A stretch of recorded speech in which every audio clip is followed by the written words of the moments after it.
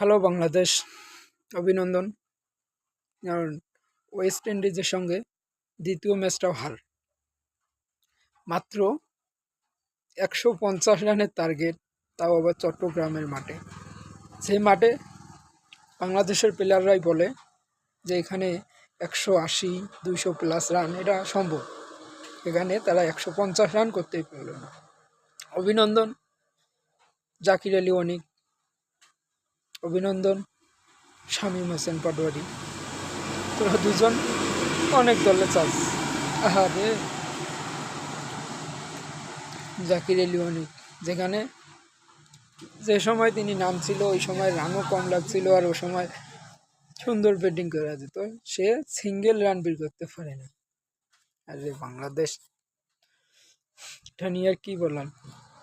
এটা তো বাংলাদেশ, গালি দিয়েও লাভ নেই, কারণ আবার খেলা হলেই আবার আসতে হবে, খেলা দেখতে হবে।